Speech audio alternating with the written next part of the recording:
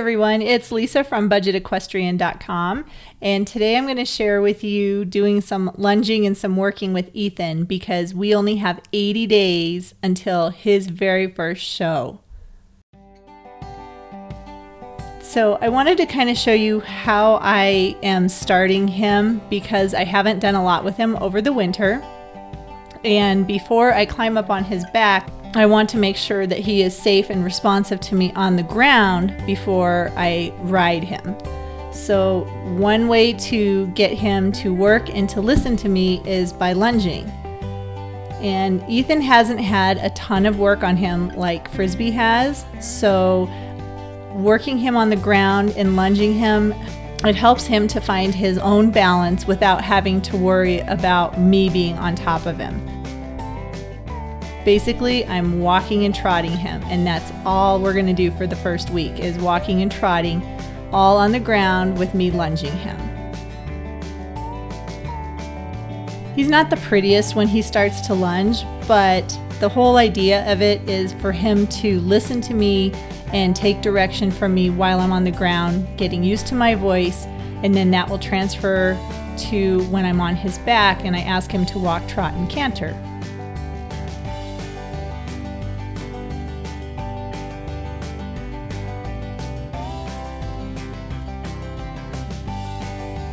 And this is a different point of view, and yes, I have a helmet camera on my head. So that's why my head looks a little bit funny, because I have my helmet camera on. But I wanted to show you a different perspective, a different angle of what this is like if you were like watching me lunge him from outside of our riding arena.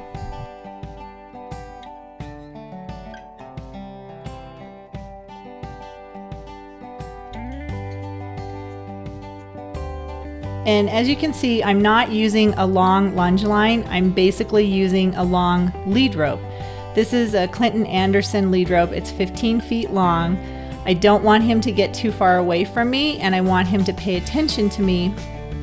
So that's why I'm using a 15-foot lead rope versus a 30-foot lunge line. We'll get to the lunge line later, but just to get him started, I want him to focus on me and not everything else that's going on.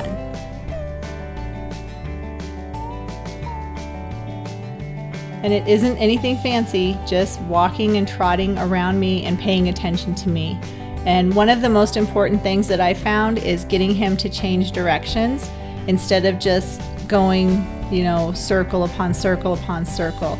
I do lots of changing of directions. First I have him go to the right, then I have him go to the left. So I'm working both sides, and he's constantly focused on me because he doesn't know what I'm going to be asking him to do. It can be walk, it can be trot. Most of the time I can get him to walk and trot and canter just by simply asking him to walk, trot, and canter.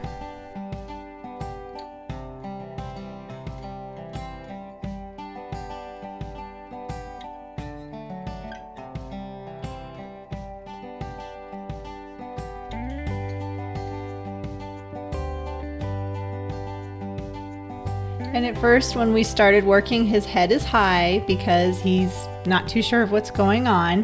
But as we progress through our lunging, his head comes down and he starts focusing on me and paying attention to me.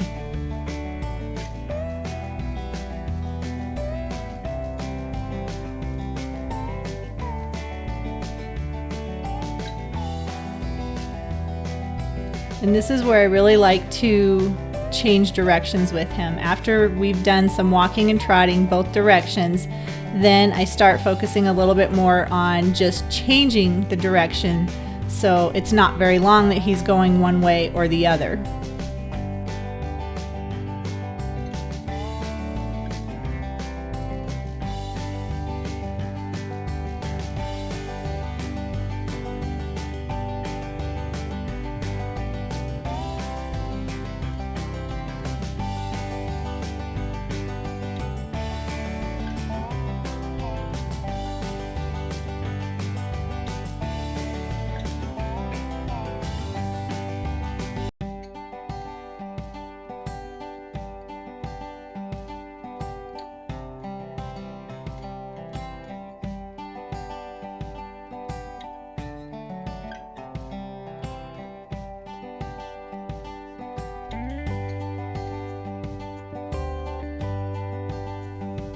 And then after about 20 minutes or so of lunging, I pull him in and tell him what a good boy he was and that he did really good. And actually he did do really good. He likes to be told that he's a good boy, and he responds very well to praise, so I make sure to praise him. And he really likes to chew on my lunge line whip.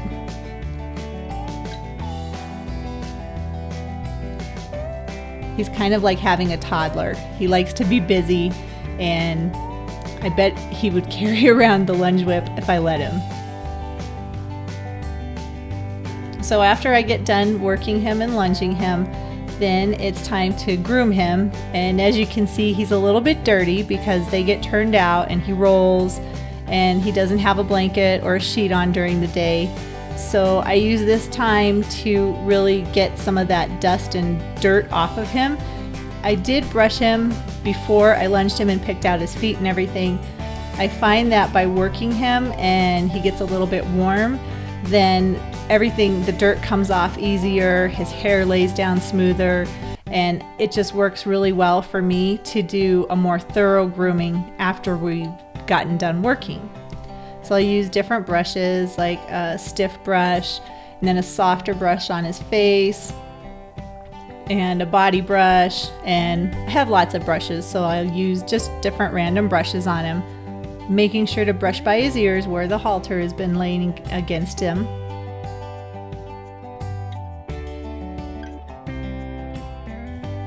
And he's such a good boy, he just stands there. So this also teaches him patience and that it's okay to be tied and he doesn't have to dance around. That's why I like to take my time grooming him after we've gotten done working.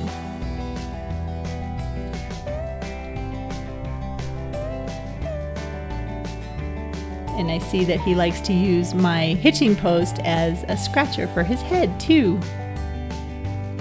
You don't get that perspective when you're the one that's actually doing the grooming.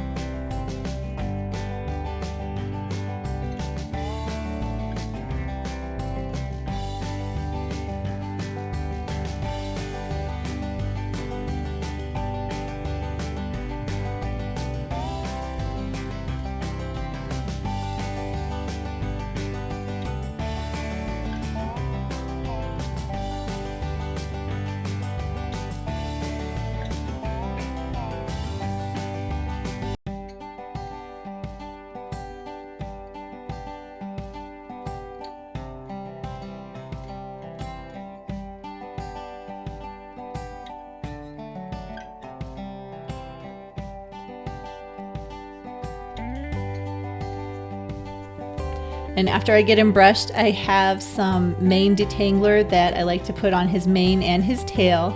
I don't typically brush his tail every day. If I do, I usually use just a regular stiff bristled brush that I would use to brush him with.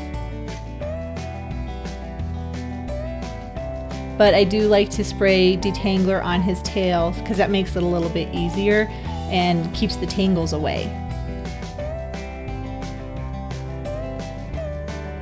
And then, of course, I have to put on some hoof conditioner because it is really dry here. And this is my Pony Glam hoof conditioner, which I like because it gives him some shiny hooves.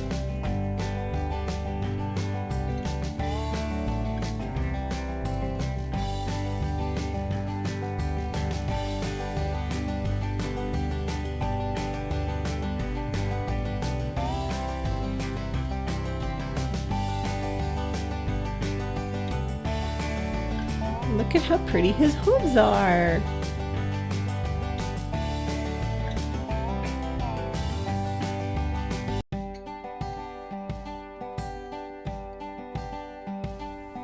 And then I just grab some baby wipes and wipe all the dust out of his nose. He doesn't really like having his nose wiped out, but again, it's something that I just do.